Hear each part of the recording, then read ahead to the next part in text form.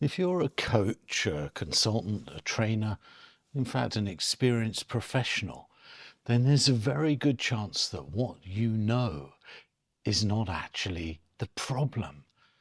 You've spent years, you've spent possibly even decades building your genuine expertise, and yet it's not reaching the people that it really should reach. It's not translating, certainly, into clients, into the income, into the recognition that you know deep in your heart that your knowledge deserves. I want to suggest to you that this has very little to do, in fact, with your expertise, and it has everything to do with what business you think you're in. I was asked that question once, long ago, by someone who knew far more than I did. What business are we really in? I got it completely wrong when I was asked that question, not because I didn't know enough, but because I knew too much, but I understood too little. In fact, I went on and on about the intricacies of my profession, the man who'd suddenly discovered Grotowski. In fact, I talked for quite a long time. And then a very wise man let the silence fall. And he gave me one of his wry smiles, and he shook his head slowly, and he said, "Howard, we're in the communication business." 7 words. Everything really that I've tried to teach in the 30 odd years of working with coaches, working with consultants, working with experienced professionals on how that expertise actually reaches through to people lives inside those 7 words. This is the story of where they came from.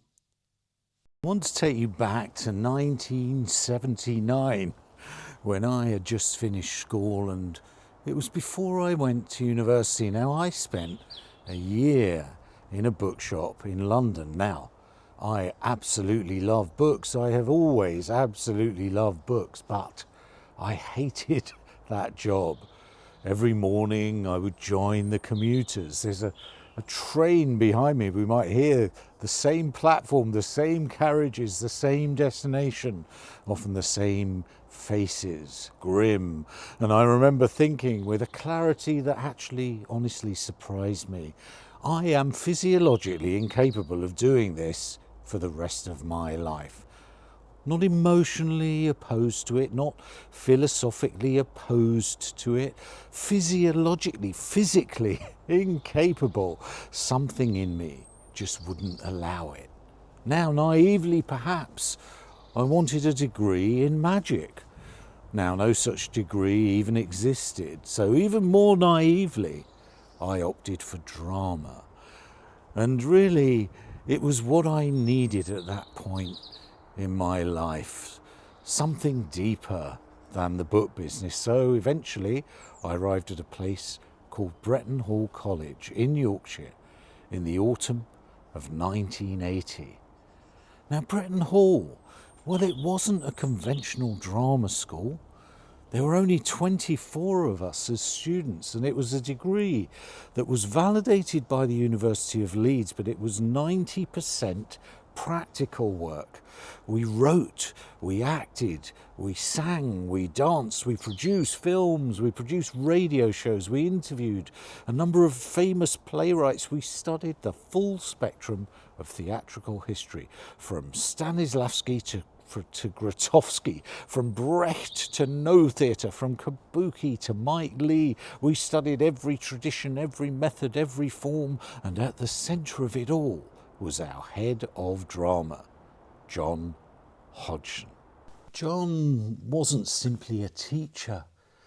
John was a scholar. He was a practitioner, and over time, a genuine friend. John had been working with improvisation before it was generally known, before most of the drama schools, or certainly the general public, had ever even heard of it. John co-wrote one of the most important books on the uses of improvisation, not just in the theatre, but in the therapeutic and the corporate settings. Now, John's ethos was really built on two fundamental pillars. Number one, encyclopedic knowledge, and number two, an absolute love of being challenged. John liked nothing better than a student who pushed back. In fact, I remember sitting in his studio that was packed with books and him saying, "Howard, challenge me." And that was in my very first year at drama college. John and I remember, in that first year, were driving somewhere in Yorkshire together, just the two of us, maybe across the moors outside. It was certainly, as I recall, a grey autumn day, not like today with the sun shining. And into the silence, without any particular preamble, John said, "Howard, what business is it that we're really in?" Now, at that point, I was just 19 years old. I was in my first year. I was extremely enthusiastic, and I had answers for John. I talked at length about truth, about our search in the drama school for this expressive truth, about how we were not in the business of commercial spectacle. We weren't about seeking applause. We weren't about performance for performance's sake. But I talked about improvisation as a route to something deeper, something more honest than scripted performances could ever hope to reach. I talked about the director Stanislavski and about why his approach was only one of many approaches, about another leading practitioner called Grotowski, about the poor theatre, about Eastern forms. I got quite passionate, actually, and I meant every single word, and I wasn't wrong about any of it. Now, John let me finish. John let the silence fall. Then he gave another one of his wry smiles, shook his head slowly, and said, "Howard, we're in the communication business." Just that. 7 words. And I have carried those 7 words with me for the last 45 years. Why did that land so hard? Well, John wasn't disagreeing with me. Everything I said was true about the truth-seeking itself, the improvisation, the rejection of commercial spectacle, all of it true. But John was doing something only the best teachers do.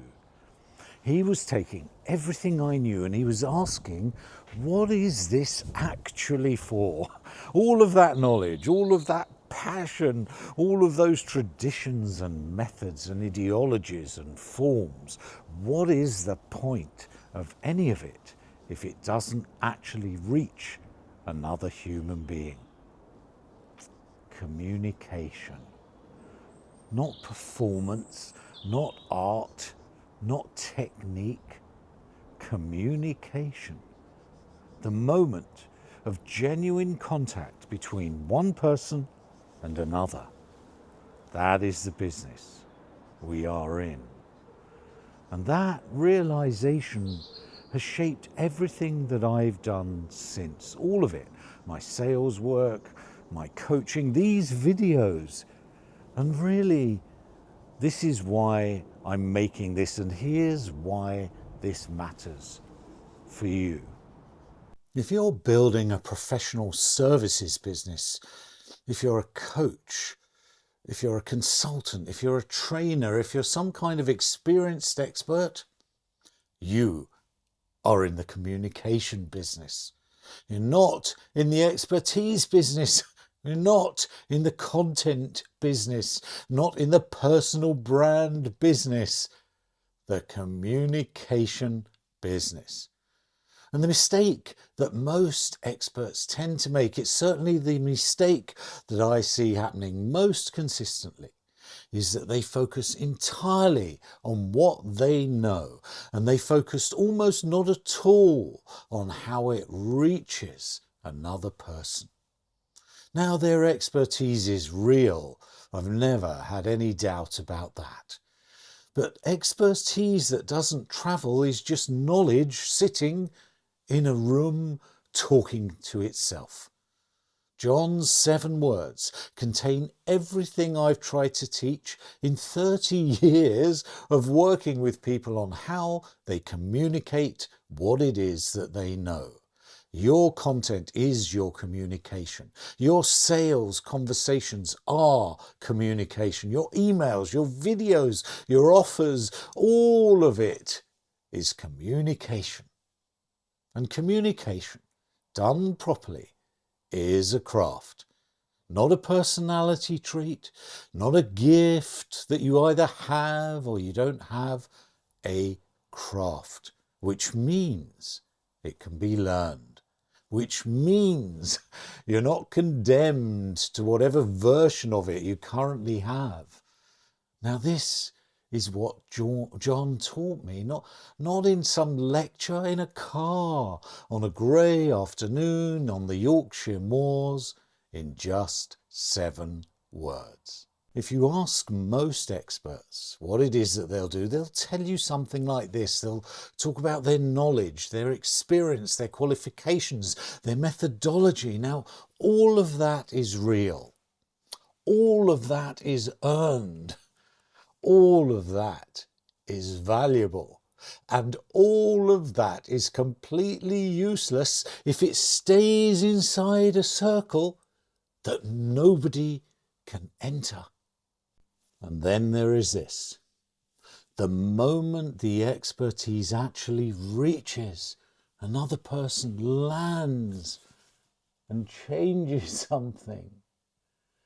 Now, in that gap, between that level of expertise and that reaching, that gap between those two things, that's where most professional businesses are quietly losing out. And that's what John was saying. In a car, on the moors, 7 words. Everything else follows from them. I'm in England this week. Not far really in the scheme of things from where that car journey happened. I think about John often. He died back in 2004 and he never really knew what I eventually did with everything that he taught me. How that knowledge of his moved from the drama school into the sales room, from the sales room into the boardroom, and from the boardroom to this. A man in his mother's garden in England, 45 years later, talking to a phone. I hope John would have found that really faintly amusing. But I also think he would have recognised exactly what I'm trying to do.